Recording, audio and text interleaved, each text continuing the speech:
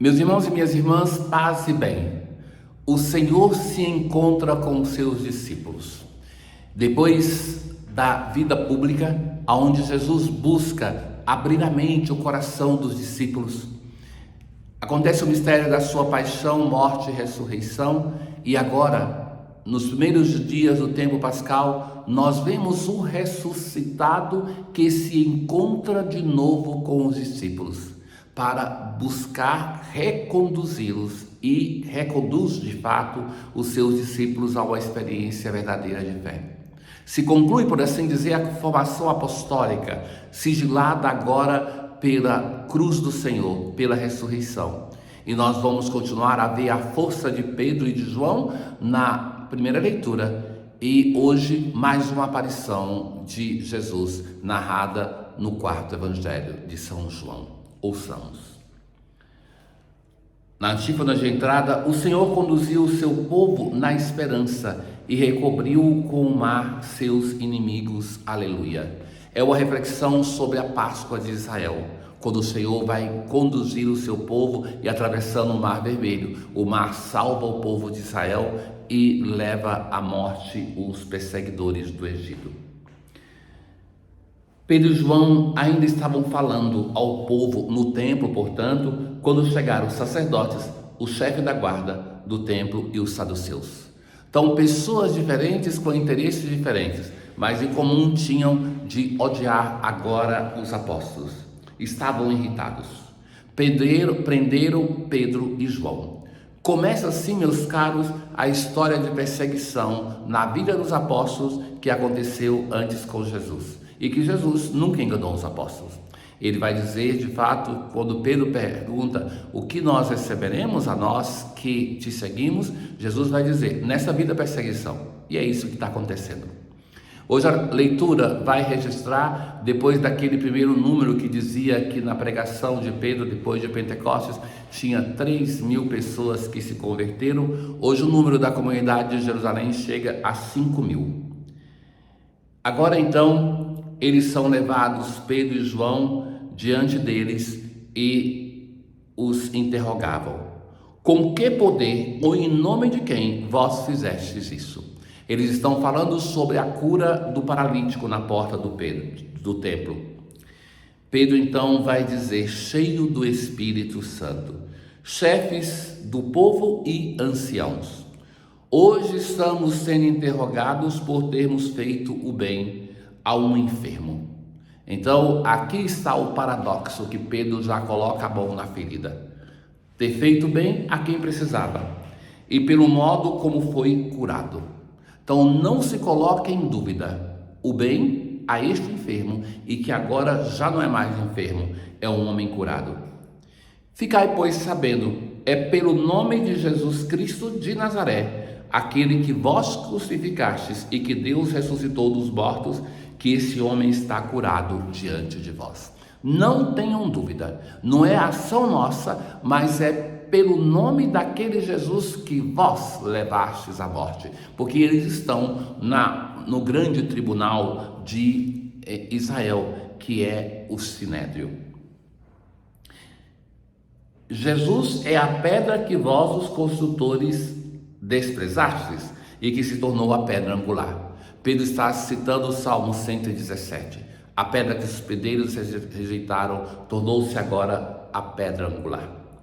Em nenhum outro há salvação. Então Jesus é o Salvador. Não existe outro nome pelo qual não possamos ser salvos.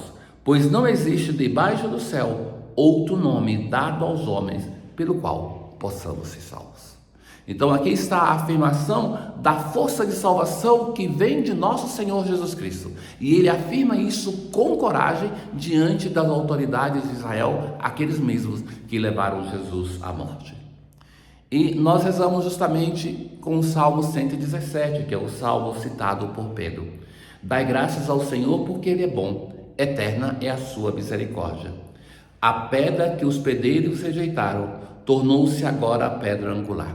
A pedra rejeitada era aquela pedra que era quebradiça. Ela não poderia ser a pedra angular porque ela não suportaria o peso e a pressão das partes do arco.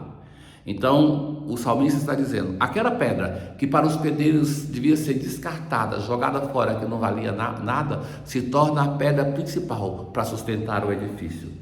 Pelo Senhor é que foi feito tudo isso, que maravilhas Ele fez aos nossos olhos. Este é o dia que o Senhor fez para nós, alegremos-nos e nele exultemos.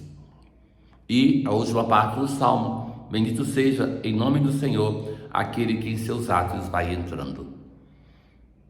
Nós nos encontramos hoje no Evangelho com o evangelista João.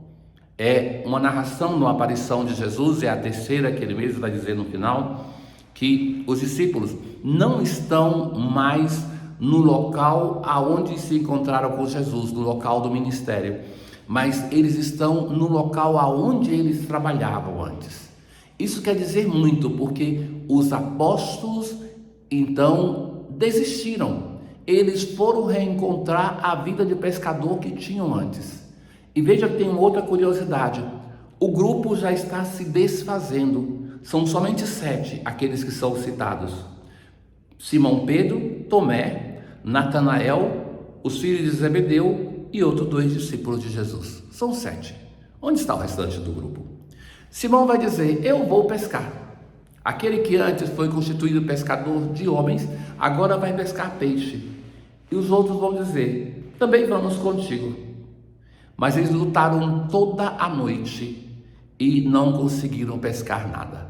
Lembre-se que a noite é simbólica, mostra o símbolo da ausência, neste caso, do ressuscitado, do Senhor. Sem Ele, nós não podemos fazer nada. Lutam toda a noite. Então, quando está amanhecendo, quando a luz nasce, quando o círio ilumina os seus apóstolos, a sua igreja, Jesus, que não é reconhecido, vai dizer, moços, tendes alguma coisa para comer? Eles vão dizer, não. Lançai a rede à direita da barca e achareis. Então, o discípulo amado vai dizer, é o Senhor. Então, porque ama, porque sabe se amado, ele reconhece, é o Senhor.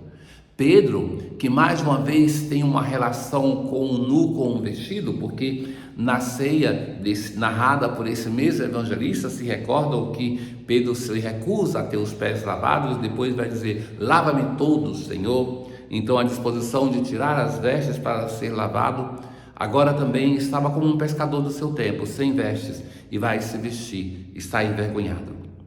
Logo que pisaram na terra, voltando com a barca cheia, viram brasas acesas, com peixe em cima e pão.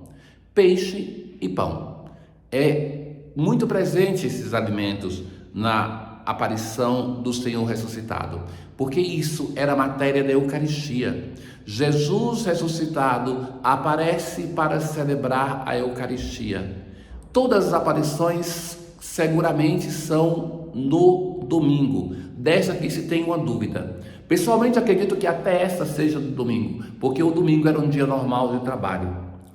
E Jesus vai dizer, trazei alguns dos peixes que apanhastes. Eram 153 grandes peixes.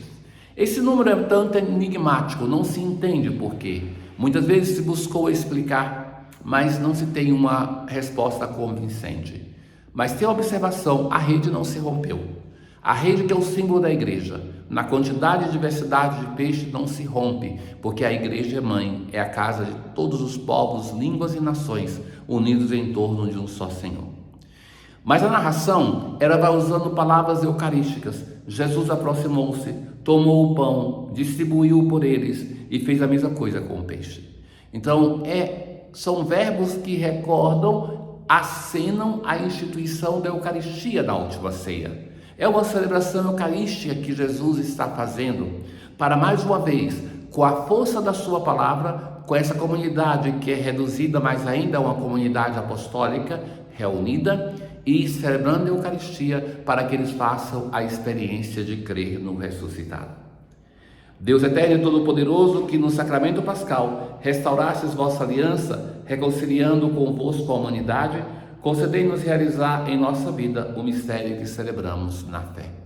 Que nós possamos sair do tempo pascal convencidos que precisamos da igreja, da palavra e da Eucaristia para crermos no ressuscitado. Tenham todos um bom dia. O Senhor esteja convosco, Ele está no meio de nós. Abençoe-vos o Deus Todo-Poderoso, Pai, o Filho e o Espírito Santo. Paz.